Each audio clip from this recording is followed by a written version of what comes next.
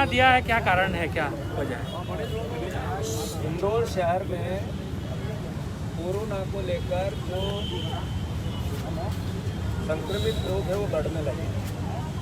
Lockdown हुआ, मुख्यमंत्री यहाँ आए और प्रशासन ने जो स्टेप लिए उसमें इंदौर शहर को और मध्य प्रदेश को ये कहा कि आपको अब जीना हो तो और मरना हो तो मर जाओ।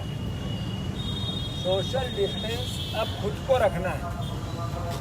ये जन जागृति के प्रथम काज के लिए हम लोगों ने एक सांकेतिक माता अहिल्या के चरणों में ये धरना दिया है या मौन एक प्रार्थना की। मैं मानता हूँ कि इंदौर शहर के परिवारजन सोशल डिस्टेंसिंग का पालन करें, सरकार से और प्रशासन से कोई आस न रखें। प्रशासन भी ऐसी जन जागृति वीडियो के माध्यम से अलग अलग तरीके से अपनाने की कोशिश करता है और यही बात कहता है जो हम कह रहे हैं, पर काम करने का तरीका अलग है। बीजेपी के लोग चुनावी आयोजन करते हैं, भीड़ भाड़ भड़ा करते हैं, प्रशासन आंखें मीच लेता है।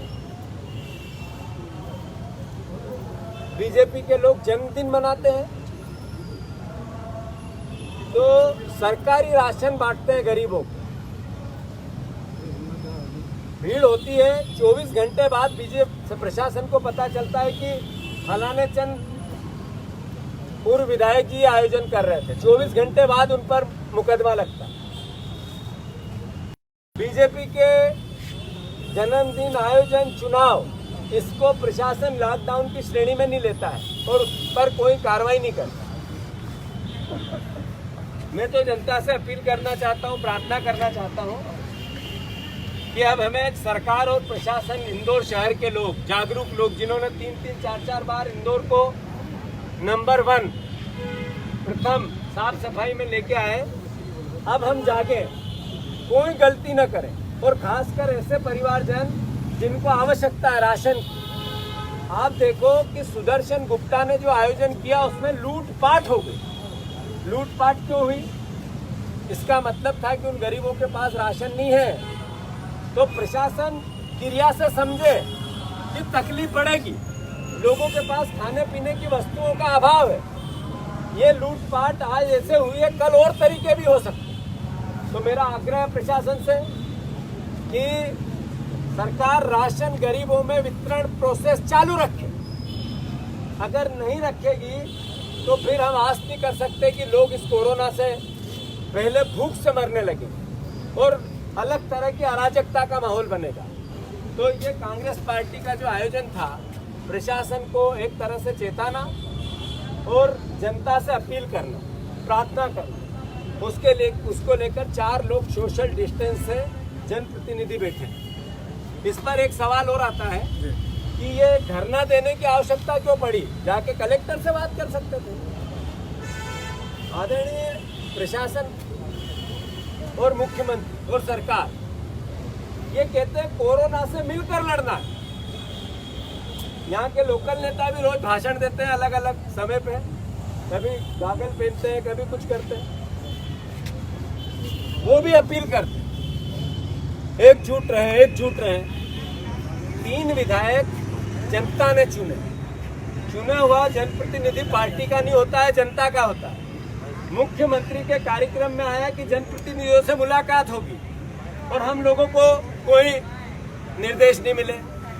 जब हमारे लोगों ने, संजय शुक्ला ने, विशाल पटेल ने और मैंने कलेक्टर से बात की कि हम मिलना चाहते हैं मुख्यमंत्री जी से, हमारा मोटिव है इंदौर को लेकर बताना चाहते हैं, तो उन्होंने कहा सर कोई मिलने का प्रोग्राम नहीं है। ये बात मैंने SMS से भी बोली, रिकॉर्ड है। सवाल ये है कि एक तरफ आप कोरोना से लड़ने के लिए एकजुटता की बात करें और दूसरी तरफ भारतीय जनता पार्टी और कांग्रेस पार्टी करते, तो आपकी नीयत में खोट है। इंदौर शहर की जनता समझे इस बात। मैं अनुरोध करना चाहता हूं कि ये मुख्यमंत्री, जुगाड़ के जनमत से बैठा हुआ मुख्यमंत्री, पीछे के रास्ते से लोकतंत्र की हत्या करके बैठा हुआ मुख्यमंत्री, जैसा भी है हमारा मुख्यमंत्री। अब हमारे मुख्यमंत्री को अगर हम जनप्रतिनिधियों का एक परिवार होता है, वो अपनी बात नहीं कहे तो किसको कहे? इसलिए माँ अहिल्या की नगरी में, माँ अहिल्या के चरणों में बैठकर हमने इंदौर की जनता से आग्रह किया कि आप खुद संभलो, सोशल डिस्टेंसिंग का पालन करो, लॉकडाउन नहीं होने के बावजूद लॉकडाउन के नियमों का पालन करो, प्रशासन का साथ दो और हर परिस्थिति में सरकार के निर्देशों को मानो। मैं कांग्रेस पार्टी के एक एक कार्यकर्ता से अनुरोध करना चाहता हूँ कि अभी ये जन जागरण हम चौराहे चौराहे घर घर कैसे फैला है, इसको लेकर प्रोग्राम कांग्रेस पार्टी बना रही है। हम मास्क ऐसे पूरे शहर में घर घर बांटने का हमने प्रोग्राम बनाया है, वो भी आगे करेंगे। तो जनता खुद संभले, माँ अहिल्या की नगरी में बैठकर ये प्रार्थना हम सब करना चाहते हैं। पटवारी जी, आपने आरोप लगाया कि सुदर्शन गुप्ता सरकारी राशन बांट रहे थे। आप 3 विधायकों हैं, 3 विधायक यहाँ बैठे हुए हैं। मेरा सीधा प्रश्न है, सरकारी जो राशन बंट रहा था, विधायकों को राशन नहीं मिला, आप लोगों ने सरकारी राशन नहीं बांटा क्या? बहुत अच्छा सवाल है। अभी पिछले 25 तारीख से राशन सरकारी वितरण व्यवस्था समाप्त हो। अब कहाँ से बंट रहा है, सवाल ये है। और फिर अभी इसके बाद हमें नहीं मिला, आपने जो बोला इसके बाद हमें नहीं मिला। जी, एक सवाल ये था कि पिछले दिनों जो आपने प्रेस कॉन्फ्रेंस बुलाई थी ऑडियो को लेकर, उसे लेकर जो कैलाश विजयवर्गीय कहते हैं कि एक नेता है कांग्रेस के जो जिन्हें चूहे को चिंदी मिल जाती है तो बजाज खाना खोल लेते हैं, ऐसा आरोप सीधे तौर पर उन्होंने लगाया है। वो राजा हैं और हम रंक, बहुत बड़े नेता हैं, पूरे देश में उनके बयान कई बार सुर्खियों में आते हैं। अगर मैं ये नहीं कह रहा और न कोई मेरा आरोप, मैं मानता हूँ कि हमारे बुजुर्ग नेता हैं, कुछ सीख देते हैं, अगर उनके वक्तव्य से मिलती तो हम नए लोगों को लेना चाहिए। पर ठाकुर के हाथ तो पहले ही कटे हुए थे, अब जवान है, कुछ भी बोले। सुदर्शन गुप्ता पे मुकदमा कायम हो गया। कल तक आपका ये मुद्दा था। प्रशासन द्वारा जिस तरीके से व्यापारियों के साथ और गरीबों के साथ भेदभाव किया जा रहा है, खासकर कलेक्टर मनीष सिंह द्वारा, इसके खिलाफ आपने अभी तक आवाज़ क्यों नहीं उठाई? सब्जी वालों को रोक रखा है और जिन चीज़ों की जरूरत नहीं, जिससे कोरोना हो सकता है, उन सारे व्यापारियों को छूट दी गई है। इस पर आपने अभी तक क्यों नहीं एक्शन लिया? आपका सवाल उचित है। दौर कौन सा है? दौर है प्रशासन का साथ देना। कोई ऐसी बात जिससे कि हम कोरोना की इस महामारी में कैसी भी नेगेटिव एक्टिविटी करें, इससे बचने का। मैंने ये क्यों बैठना पड़ा? जब प्रशासन हमसे बात करने को तैयार नहीं है, तभी तो माँ अहिल्या की नगरी में आपके माध्यम से बात करनी पड़ी। जनप्रतिनिधियों का एक परिवार होता है, कोई पार्टी का नहीं। तो ये गरीबों को परेशान करना, गरीबों से, ठेला गाड़ी वालों से, छोटे व्यापारियों से रोज पुलिस रुगाई करना, ये चलन बन गया। ये मैंने आईजी को फोन करके इस मामले में बात की थी। नगर निगम भी कर रहा है पूरे शहर में। आईजी से मैंने बात करके इस मामले में बात की थी, नगर निगम कमिश्नर से इस मामले में मैंने बात की थी और कलेक्टर को भी इस मामले में मैंने बात कही थी। और इन सब बातों को लेकर सार्वजनिक रूप से भी कई बार मैंने वक्तव्य जब भी अवसर मिला दी। 188 में कार्रवाई हो चुकी है सुदर्शन गुप्ता पे। कल तक तो कांग्रेस का ये मत था कि कार्रवाई होना चाहिए। अब जब कार्रवाई हो गई है तब और क्या चाहते हैं, और क्या सुदर्शन गुप्ता पे कार्रवाई होना चाहिए? सुदर्शन गुप्ता जी पे 24 घंटे में कार्रवाई हुई, प्रशासन जागा, अच्छा रहा। कल हुआ था, इतने बजे का आयोजन था और आज कार्रवाई हुई, तो कोई बात नहीं, जो हो गई उससे हम संतुष्ट। कुणाल चौधरी आपके परम मित्र पॉजिटिव आए कोरोना में। ये दौर ऐसा है, मैं समझता हूँ सबको सोशल डिस्टेंसिंग का पालन करना चाहिए। किसी को भी लग सकता है, आपको और हमको भी। आप भी सब सोशल डिस्टेंस बनाओ। शिवराज सिंह चौहान कहते हैं कि पापियों का विनाश तो पुण्य का काम है, हमारा धर्म यही कहता है। सरकार गिराकर जो हमने काम किया वो पुण्य जैसे ही काम।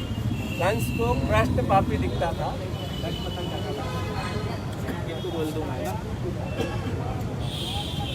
शकुनी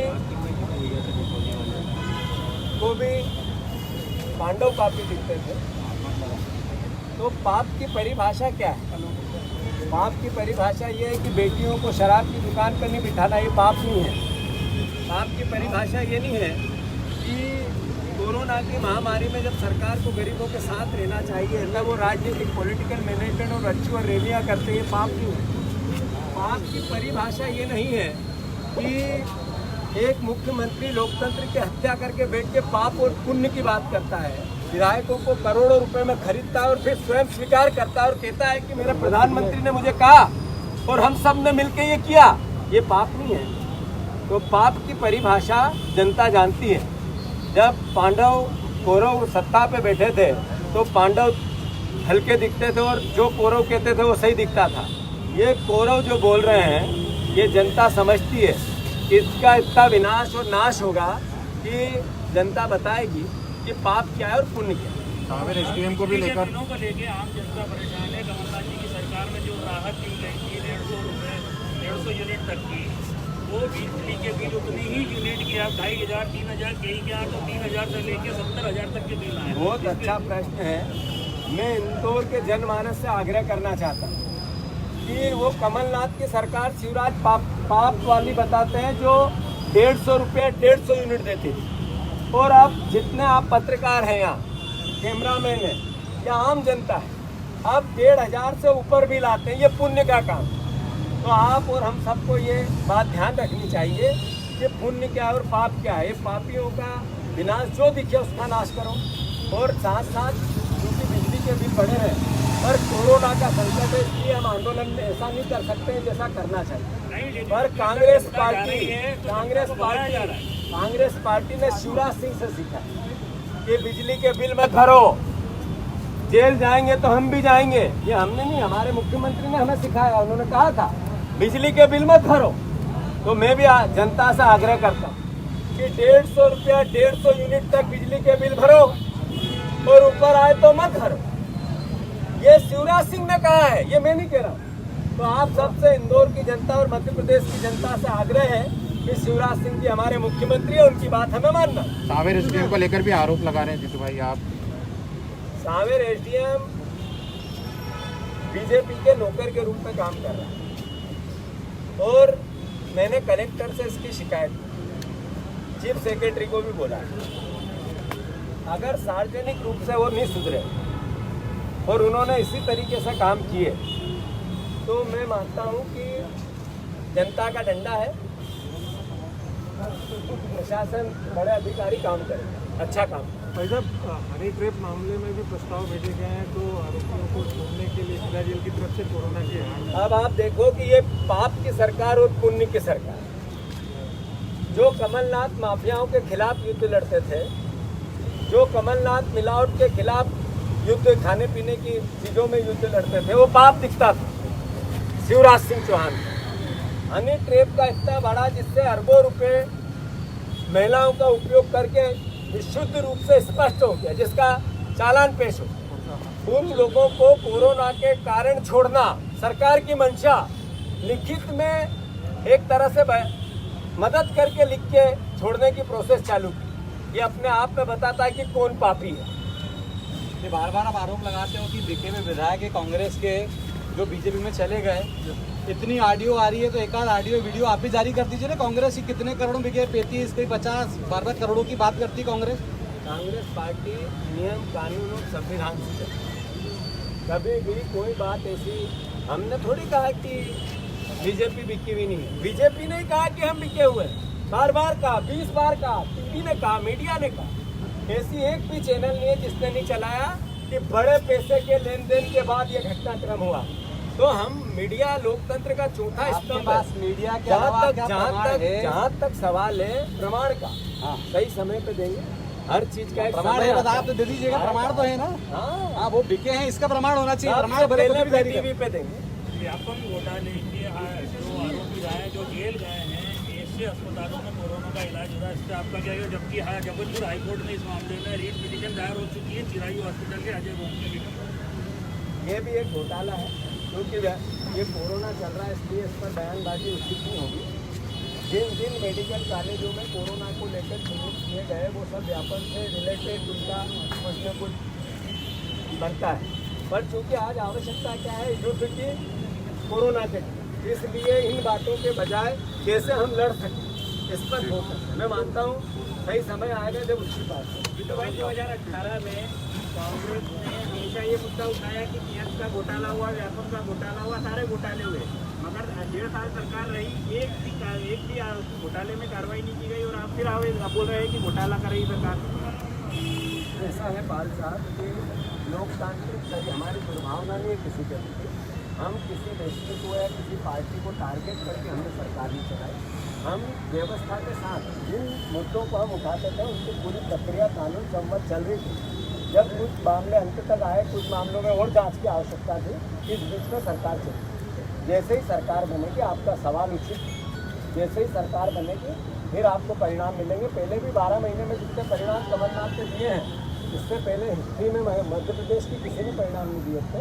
ऐसे चीज़ों पर कानूनी कार्रवाई करने के लिए मानता हूँ कि उस पर हमारी जो क्रिएटिविटी है वो ज़्यादा है। आप अपना बंगला खाली करेंगे कि नहीं लगातार? मैं सरकार के हर काम को मानूंगा। जिस दिन बोलेंगे खाली करना है मैं कर दूंगा, पर मैं डी टाइप बंगले में हूँ, तो डी टाइप बंगला विधायक के लिए अप्लीकेबल है। धन्यवाद।